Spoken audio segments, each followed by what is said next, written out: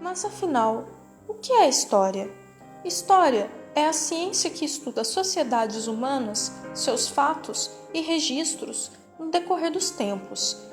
É ciência, pois tem como objeto de estudo qualquer registro realizado pelos homens ao longo de sua existência, comprometendo-se com a investigação e o estudo sistemático, objetivo, organizado, repetitivo e científico desses registros.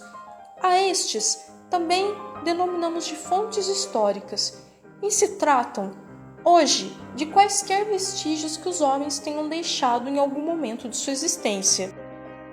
Houve um tempo, porém, em que apenas documentos oficiais eram considerados as verdadeiras e legítimas fontes históricas.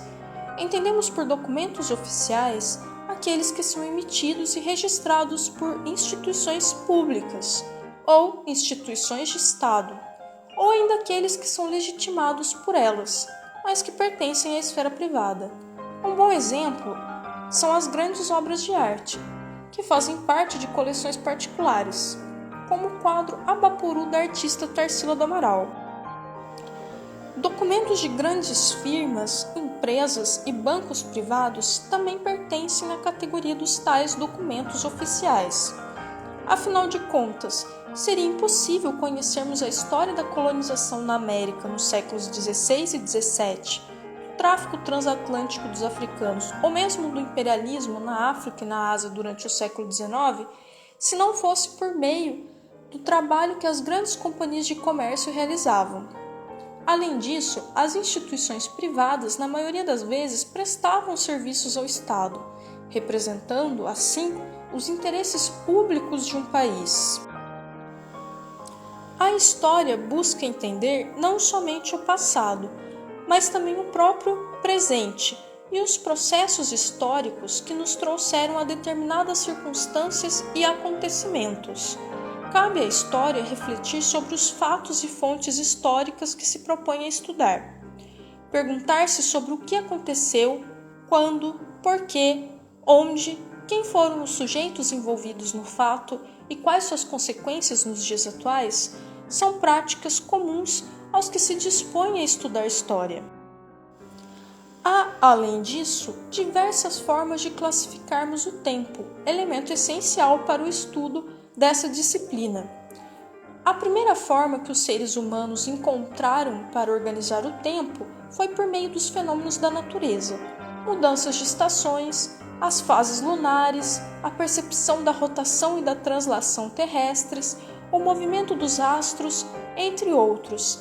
Esse é o chamado tempo da natureza, e como o nome já diz, considera os fenômenos naturais para classificar e organizar o tempo. O tempo cronológico, por sua vez, foi criado pelo próprio homem para que fosse possível controlar suas atividades.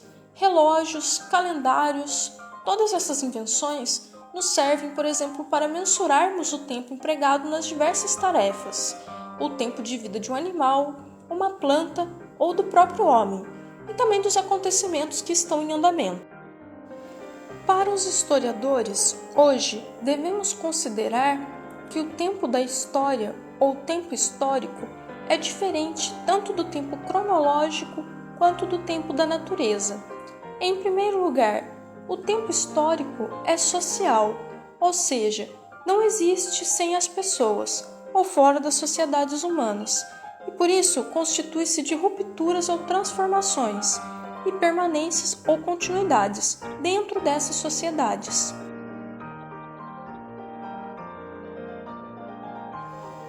O que isso significa? Que há muitas coisas relativas ao homem e à sociedade que se perdem e se findam com o passar do tempo, mas há muitas que ficam, ou seja, permanecem na atualidade.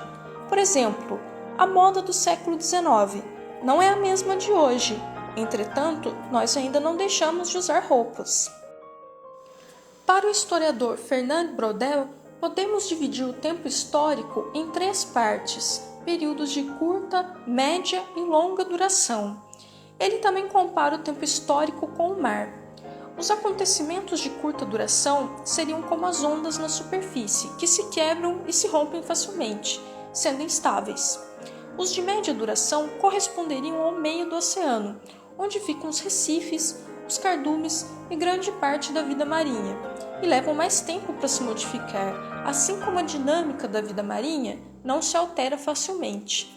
Já os acontecimentos de longa duração seriam como a zona abissal, onde não chega a luz, há pouca vida e não há correntes marítimas, sendo muito mais difícil de se modificar. Acontecimentos de curta duração são como as notícias de jornais. Os de média duração podem ser percebidos ao longo de décadas e ainda são visíveis por uma pessoa ao longo de sua vida. Podemos, nos dias de hoje, por exemplo, perguntar a uma pessoa que viveu sua infância durante os anos da Segunda Guerra Mundial e ela provavelmente nos dará muitos detalhes do período por meio de suas memórias. Os acontecimentos de longa duração, porém, levam séculos para se modificar, não sendo visíveis para uma geração de pessoas. Aqui podemos pensar na formação de uma língua, por exemplo. Além do mais, a história não é única, pois cada povo tem sua cultura e, por isso, sua própria história.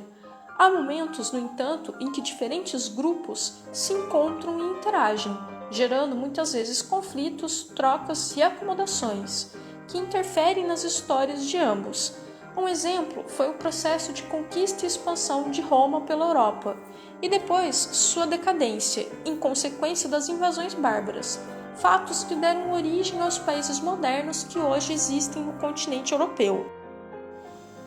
Portanto, quando nos referimos à história no singular, estamos falando em uma ciência que tem um método próprio de estudo, e não em uma história específica de determinado povo.